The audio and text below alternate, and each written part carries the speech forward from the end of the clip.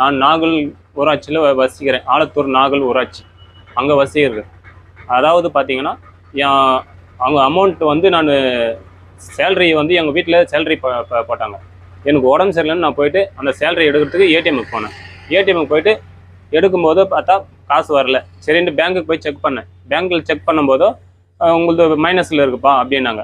என்ன sir minus அப்படின்னு கேட்டால் இந்த அமௌண்ட் வந்து 13,14,17,302 ரூபாய் 49 காசு உங்ககிட்ட நீங்கள் கட்ட வேண்டியதாக இருக்குது அப்படின்னு இந்த டிஎம்பி பேங்க்கில் எனக்கு மெசேஜ் கொடுத்தாங்க. அப்படின்னும் போது என்னான்றது செக் பண்ணி மொபைலில் செக் பண்ணி பார்த்தா அதே மைனஸில் இருக்குது.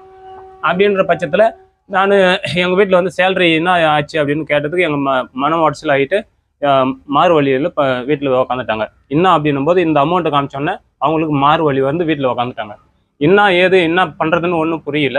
அப்படின்ற பட்சத்தில் பார்த்தீங்கன்னா எனக்கு நான் என்ன பண்ணுறதுனே தெரியல அப்படின்றது பேங்க்கு கிட்ட போய் கேட்கும்போது நீ ஜிஎஸ்டி நீ கட்டி தான் ஆகணும் அப்படின்னு ஒரே ஒரு வார்த்தை முடிச்சுட்டாங்க. இல்லை சார் நான் ஏன் சார் ஜிஎஸ்டி கட்டணும்? எங்கள் வீட்டில் சேலரி வந்து ஒரு 7,000 சம்பாதிக்கிறாங்க. நான் ஒரு நாளைக்கு 500 ரூபாய் கூலிக்கு வேலை செய்கிறேன். அப்படின்ற பட்சத்தில் நான் ஏன் சார் இவ்வளோ கட்டணும் அப்படின்னா, இல்லை உன் அக்கௌண்ட்டில் நம்பரில் தான் இருக்குது.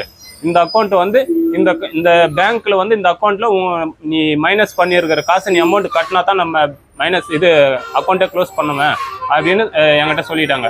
சரி நான் எதுவும் பேச முடியல, நம்ம என்ன பண்ணுறதுன்னு தெரியல அப்படின்னும் போது அவங்க ஒரு லெட்டர் ஒன்று கொடுத்து ஜிஎஸ்டி ஆஃபீஸுக்கு போயிட்டு பார்த்தா தான் உங்களுக்கு அந்த இது இருக்கும் அப்படின்னா, சார் நான் வந்து மாதத்துக்கு ஒரு 10,000 15,000 சம்பாதிக்கிறேன். எங்கள் வீட்டில் ஒரு 7,000 சம்பாதிக்கிறாங்க. நான் எது சார் எனக்கு மைனஸில் வந்தது வந்து எது சார் எனக்கு ஜிஎஸ்டி? அதுவும் ஜிஎஸ்டினா கூட நான் லோன் எடுத்துருந்தா அதுக்கு ஒரு அமௌண்ட் இருந்தால் ஒரு 10,000 20,000 இருக்கலாம். அது வந்து 13 கோடின்னும் போது நான் என்ன சார் பண்ணுறது? எனக்கு மன உடைச்சலில் நான் என்ன பண்ணுறதுனே தெரியல. இது வந்து எல்லாம் பார்க்குறவங்க இது கொஞ்சம் கேர்ஃபுல்லாக இருங்க. இது மாதிரி வந்து மோசடி பேங்க்கில் நடக்குது. இந்த மோசடி வந்து எப்படி இருக்குன்னு அப்பப்போ கொஞ்சம் நீங்கள் பேங்க்கை செக் பண்ணி பார்த்துங்க. இது எனக்கு வந்து வேறு எதுவுமே சொல்ல முடியல. ஏன்னா நான் அவ்வளோ மன உடைச்சல் இருக்கிறேன். எங்கள் வீட்டிலே மாறு வழியில் பட்டுட்டு இருக்காங்க. அப்படி இருந்தும் நான் இன்னைக்கு வந்தால் தான் எனக்கு கூலி. நான் சம்பாதிக்கிறது வந்து ஒரு நாளைக்கு 500 ரூபாய் சம்பாதிக்கிறேன்னா எனக்கு அதுதான் கூலி. நானும் லாரி ஓட்டுறேன். லாரி ஓட்டுறதுல ஒரு 500 ரூபாய் 700 ரூபாய் அப்படின்ற சம்பாதிப்பேன். அது எனக்கு தினமும் சம்பாதிச்சா தான் நான் வீட்டில் போய் சாப்பிட்றது. அப்படி சாப்பாட்டுக்கு ஒரு நாளைக்கு 100 ரூபாய் கொடுத்து அரிசி பருப்பு எல்லாம் வாங்கி ஒரு நாளைக்கு தான் சம்பாதிச்சு சாப்பிட்னு இருக்கேன். என் வீட்டில் எண்ணெய் இல்லை, பருப்பு இல்லை, இது இல்லைன்னா அது தினமும் தான் நான் இது சம்பாஷன் போனால் தான் எனக்கு சாப்பாடு.